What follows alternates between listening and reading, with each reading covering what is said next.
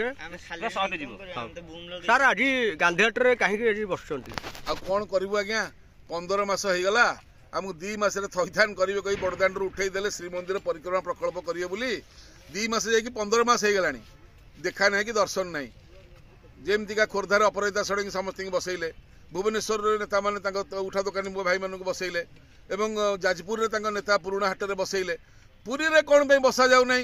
Puri MP खाली powder लगी जाकि स्टेज रे बसुँच आ पुरी एमएलए खाली गोड़ टेकी बस बीजेपी की पलैबी गरीब लोक केमी बचे केमी मरवे तार किसी ठिकाना ना कि जवाब ना तो आम विनम्रतार सहित कहया कथा जे आपण जो सरकार आमको पैसा अनुदान देइछंती 6 मास है 8 मास है आर्थिक सहायता दौना एवं आम भर फाट कर से पैसाटा आम आगे सांक्शन होता आपड़ रखिक कौन नाट लगे फाट कर गरीब उठा दोकानी भितर जदि दम अच्छी यदि प्रकृत आयास रक्त तुम देहर अच्छी पूरी जिलापाल ताले स्थायी समाधान कर तुम कौन आक भर फाट कर नाट लगे ऑफिस तो बाहरी पारुन चेयर उठी पारुन चली पारुन कि माने कथा कही पारुन कहीं कलेक्टर हो घरे जाकि शोई जाओ जदि जिलापाल हो जिला को पालियार व्यवस्था कर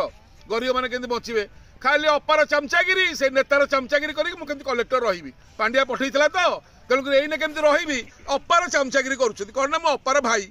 अपा को आज पचारा जे अपा एमती भाई पठेच जी फिटौच आम घाई तेणुक आगामी दिन में जदि उठा दोकानी भाई मान कथा न बुझा जाए आज प्रधानमंत्री आम जाइए भुवनेश्वर आज से जहाँ गोटे किसी करूँ जेहेतु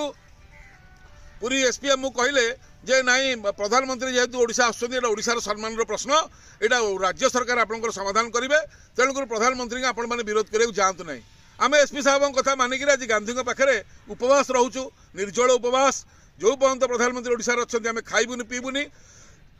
एवं प्रधानमंत्री मोहन भाई को कहतु पानिया चलिया बंद कर लोकंर पेट बाटणा कथा बुझ तुम कौन खाली दिन राति बस छेना पोड़ खाई पानिया चलाउच आगामी दिन में बाड़ा बोली गोटे न पानिया भी साई साई चलु न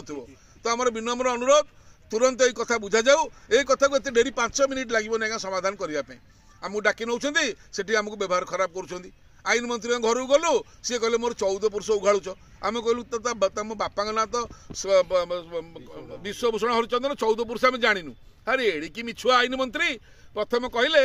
मद पुरी उठिबो देखला समुद्र कूल मद करदे बसिले आम आंदोलन कलु समुद्र कूल उठिला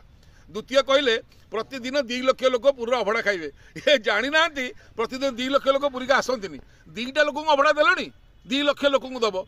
तापर कहले जे पुरी रे 80,000 परिवार कर एवं सारा राज्य जगन्नाथ संपत्तिर समीकरण हम और तार समाधान हम तापर लुचि गले एवं एमती केते मिछ सी कहले एवं आमको कहते दिल्ली हाट भाया आमको